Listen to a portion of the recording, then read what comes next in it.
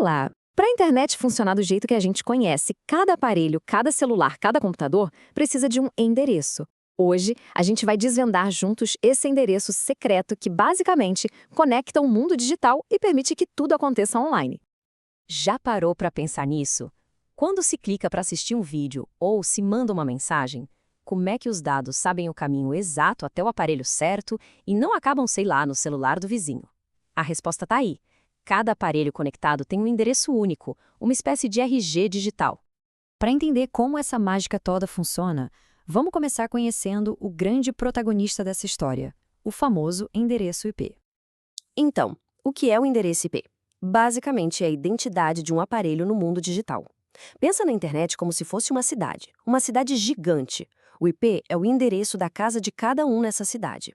É ele que garante que os dados, como e-mails e vídeos, cheguem exatamente no lugar certo. Sem o IP, a comunicação online, bem, ela simplesmente não existiria. E olha só, esse endereço tem duas gerações. A gente tem o IPv4, que é o mais antigo e mais comum. O problema é que, com tanto aparelho se conectando, os endereços começaram a acabar. Por isso, foi criado o IPv6. O formato dele é diferente e permite uma quantidade de endereços que é, nossa, quase infinita. Isso garante que tudo, de celulares até geladeiras, possa ter seu próprio lugar na internet do futuro. Mas a história não para por aí, não. Sabia que, muito provavelmente, neste exato momento, se está usando dois tipos de IP ao mesmo tempo? Pois é, vamos entender a diferença entre o que é um IP público e um IP privado. E olha, essa aqui é a melhor analogia para a gente entender isso. Imagina que a conexão de internet da sua casa é um prédio. O endereço desse prédio, aquele que o carteiro e o mundo todo conseguem ver, esse é o IP público. Mas lá dentro, cada apartamento, ou seja, cada dispositivo, como celular, notebook, Smart TV, tem seu próprio número interno. Esse é o IP privado. Resumindo a ópera, o provedor de internet dá um único IP público que é o endereço da casa para o mundo. Aí dentro de casa, o roteador entra em ação.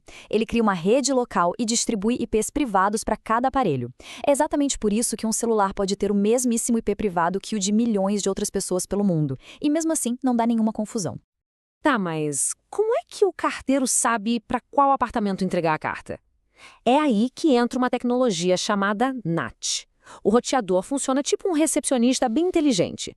Quando um celular quer acessar um site, o roteador anota o pedido, usa o endereço público do prédio para buscar informação na internet e, na volta, ele sabe direitinho para qual apartamento, ou seja, para qual dispositivo, entregar a resposta. Certo, já deu para entender que existem esses endereços. Mas como um aparelho recebe esse número assim que se conecta no Wi-Fi? Felizmente, tudo acontece de forma automática, graças a um sistema bem engenhoso. O nome desse sistema é DHCP. E a melhor forma de pensar nele é como a recepção de um hotel. Ao chegar e conectar um celular ao Wi-Fi, é como se fosse um check-in. O DHCP, que é o nosso recepcionista do hotel, entrega a chave de um quarto vago. Essa chave é um endereço IP temporário que vai ser válido só enquanto a conexão durar. E o mais curioso é que esse check-in acontece em milissegundos, através de uma conversinha de 4 passos que o pessoal da área chama de DORA. É tipo um aperto de mão digital, sabe? O dispositivo praticamente grita: "Ei, preciso de um IP". O servidor responde: "Opa, tenho esse aqui para você". O dispositivo diz: "Beleza, vou pegar". E o servidor finaliza: "Confirmado, é seu". Simples, rápido e tudo automático. Mas, como em qualquer sistema, né? Às vezes as coisas podem dar errado. O que será que acontece se, por alguma falha, dois aparelhos recebem o mesmíssimo endereço na mesma rede? Olha, essa citação aqui resume o problema perfeitamente. Tenta imaginar a confusão. Duas casas na mesma rua, com o mesmo número.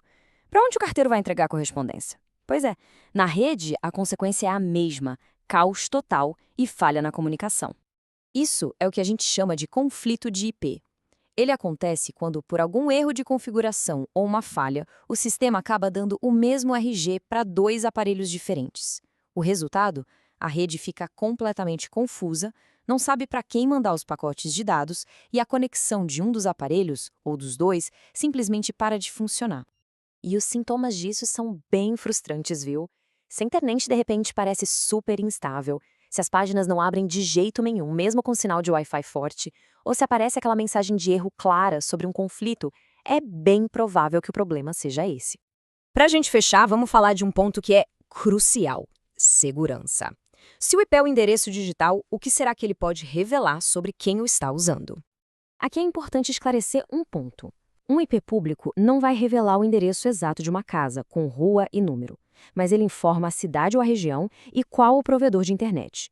E só com essa informação já é possível rastrear atividades, direcionar publicidade e, claro, se estiver nas mãos erradas, pode ser usado para ataques mais sérios, como sobrecarregar uma conexão ou iniciar tentativas de golpe. A boa notícia é que se proteger é relativamente simples. Usar uma VPN, por exemplo, é a forma mais eficaz, porque ela cria uma espécie de túnel seguro e esconde o IP real. Além disso, coisas básicas como ter uma senha forte no roteador para impedir acessos na rede local e ajustar as configurações de privacidade nos aplicativos já ajudam a reduzir bastante a nossa pegada digital. Então, a grande lição de hoje é que aquele número que parece aleatório é, na verdade, a espinha dorsal de toda a nossa vida online. Entender o básico sobre como ele funciona nos dá mais poder para resolver problemas de conexão e, o que é mais importante, para navegar de um jeito mais consciente e seguro. E tudo isso nos leva a uma reflexão final. Com a chegada do IPv6, onde cada aparelho vai ter um endereço único e talvez permanente, como isso vai mudar a nossa relação com a privacidade e com a identidade digital? É uma pergunta que a gente ainda está só começando a responder. Obrigada pela atenção.